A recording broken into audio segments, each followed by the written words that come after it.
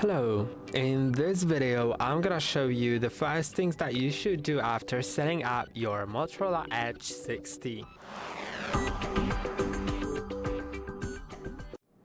If your Motorola Edge was just set up, there are a few things that are worth doing. Some of them must be done anyway, some of them will enhance your experience or personalize your phone, and some of them will make your phone run better and longer. So let's begin by connecting to Wi-Fi. I think it's pretty important for the further steps mainly, but also for everyday usage you probably will use Wi-Fi anyway, and also most probably you already have connected to Wi-Fi, but if you haven't, go to the settings, network and internet, make sure Wi-Fi is enabled, click on the Wi-Fi and now select a Wi-Fi network you want to connect to. Once that's done, scroll all the way down and find system updates, check for updates. If it says that everything looks good and you're using the latest software, then it's fine. But if it says that there is any software update available, I'd highly recommend installing it, since it makes sure your phone runs smoothly, securely and has the newest features, which is pretty important. And you'll need to just download it, and while it's being downloaded you can still continue to use your phone, and later on, once it is downloaded, you'll need to click on reboot or restart, and it'll restart your phone and you'll be good to go. Now let's go to the next step, which is signing into Google account, and also you most probably have done that, so if you have, then you can skip to the next step. If you don't know or if you haven't, go to passwords, passkeys and accounts. Then if under accounts for owner there is no Google account, it means that you haven't logged into a Google account, and let's do that for two main reasons. The first one is having access to Google Play Store, so we can install and update apps, but also having a Google account logged in gives you access to way more services, including Find My Device, which lets you track your device if it got lost or stolen. So you can just log into your Google account on any other device that has access to the internet, and then go to Find My Device service from Google, and just track your device, maybe lock it, erase it, or just play a sound if it's somewhere near you and you can't really find it, then that's what you can do. And let's add the account because it'll be pretty useful. Just click on Google and enter your email or phone, or if you don't have an account, click on create account. I already have it, so I'm gonna just simply enter my email, then click on next and enter the password of camera. And now select who will be using this device, either you or your child. If you select that your child will be using it, then probably the next steps will vary, but they should be quite intuitive. Let's click on next. Now you need to agree to Google Terms of Service. Without that, the account cannot be added. Now select whether you want to backup your device data or not. If you don't know, then select yes, because if anything bad happens to your phone, then you won't lose all your data. Let's click on accept, and now you can see the account is added. So let's go to the Play Store. In the Play Store, we need to click on the profile icon in top right corner and go to My Apps and Games. Go to Updates, check for updates, and as you can see I'm all set, but if in your case there are any updates available, I'd highly recommend installing these updates for the very same reason as updating your phone, but also some apps just won't work without an update.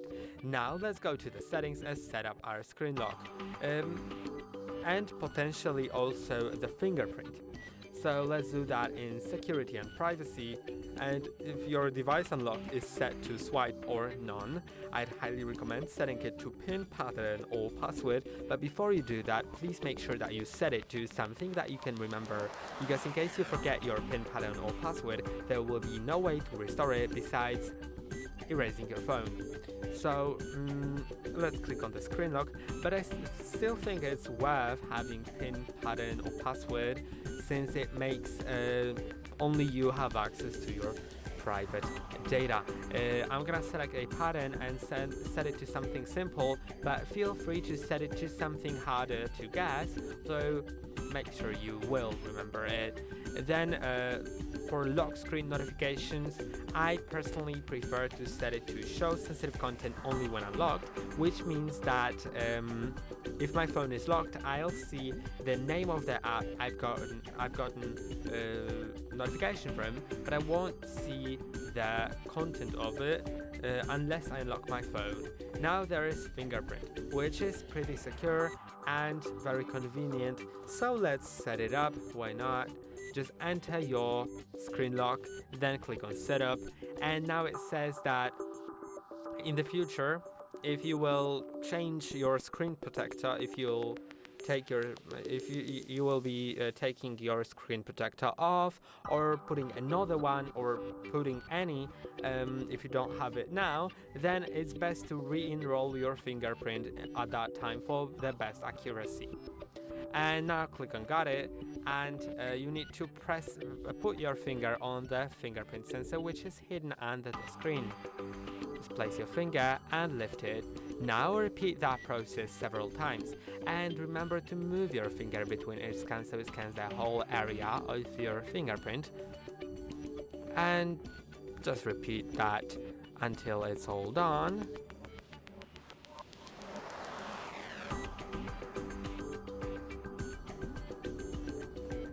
Then you can add another or click on done. I'm gonna click on done, and now you can also change animation styles, but I'm gonna leave the radial waves. And now you can also see that there is something called face unlock, and I'm not gonna set it up because it only bases on the camera on this phone. There are phones on the market that are based on IR sensors, but this one does not belong to that group, which means that your phone can be simply unlocked with a photo of you or by someone who looks similar to you, which I don't want, so I'm not gonna set the face unlock. And I'm gonna show you how to unlock the phone in these two methods. So with fingerprint, you just need to tap in the correct spot. After a certain time of using your phone, you'll probably learn where the spot is, and you'll probably hit it correctly each time. To unlock it with the screen lock, just swipe up and enter your screen lock. And by the way, you might have noticed that on my lock screen, the wallpaper is changing, and I don't really like it, so I'm gonna disable this option. If you want, you can leave it, but I don't, so let's go to the settings, then go to home and lock screen, live lock screen, and disable changing wallpapers and stories. Click on deactivate, and now my lock screen wallpaper is exactly the same as my home screen wallpaper, but I can also customize it, and let's customize it, since I know many people do customize their wallpapers. So to do it, you can either choose a photo provided by Motorola, you can also download it from the internet, transfer it from your previous device, or take it now. And I'm gonna take it now because I just don't have any photos in my gallery at the moment. So let's just take a photo. By the way, the camera in this phone is pretty great, and it's pretty easy to take a good photo, though I didn't do the best job now. I could do better. Let's go to the settings and personalize. Then click on the wallpaper right here, and you can select a wallpaper from photos. You can also create it with AI or select curated images. Sometimes you can also select dynamic, and I'm gonna select my photos, then allow all access camera, select the photo you want to set, and you can see, you can arrange it, of course. You can zoom it in, zoom it out, see the lock screen and home screen preview depending on your preference. Like, you can set it to lock screen or home screen. Click on set wallpaper. I'm gonna set it to the lock screen, and now it's set successfully. You can see it's now set. I think it's it's all fine. I thought it was bugged because here you can see on this preview it's not how I set it up, but on the lock screen itself it looks just fine. Now let's go to the notification which we have gotten. So if you slide down from the top of your screen, you'll see notifications. Click on the finish setting up your device notification, then click on continue setup wizard, because we need to do that anyway to get rid of this notification. Now click on start, and if you want to transfer data from your previous device, then it's best to do it now, because later the native method will be unavailable, and you can still do it through third-party apps, but I think it's the best. It works the best with the native method. So if you want to copy apps and data and settings and accounts and everything, then do it now. I'm gonna skip it because I don't have anything important to copy, unfortunately.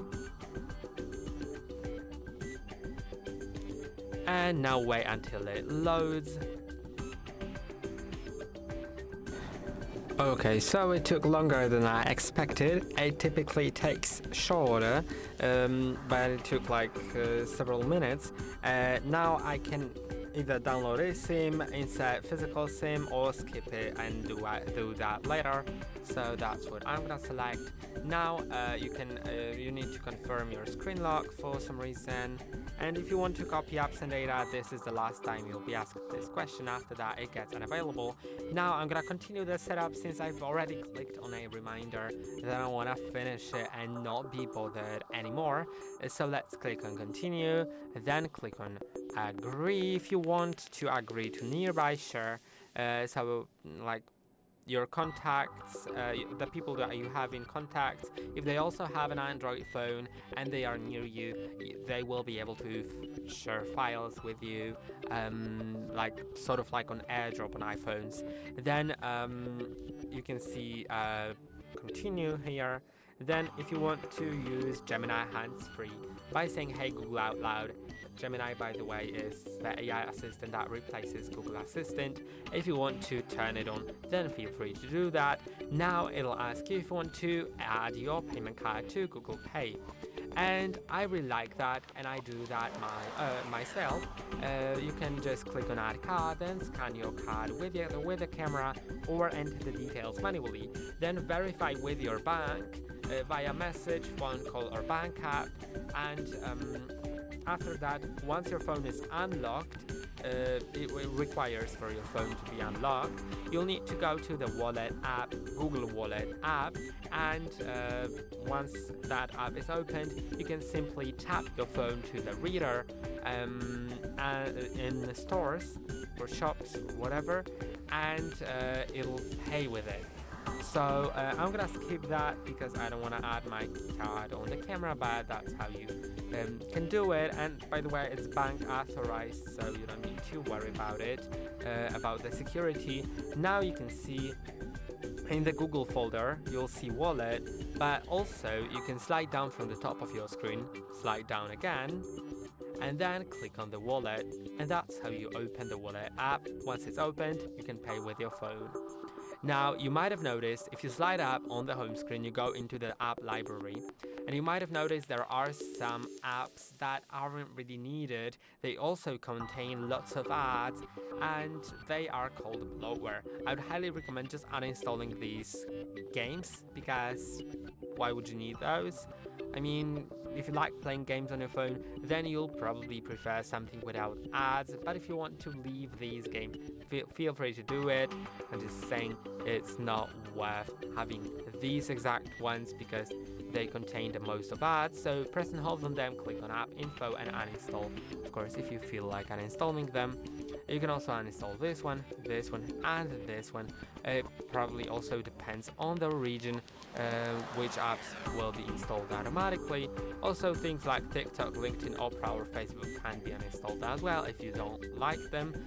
And the last thing that I'd recommend doing is going to settings, then going to battery, and now go to optimize charging.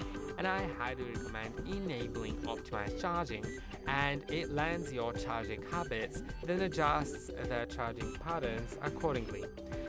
Which means that after a certain time, when it learns your charging habits, it'll start charging up to 80%, then pause charging and resume so that it charges up to 100% about an hour before you're expected to wake up or just unplug your phone, whatever. So I think it's great. It improves your battery longevity by making it not overcharge overnight.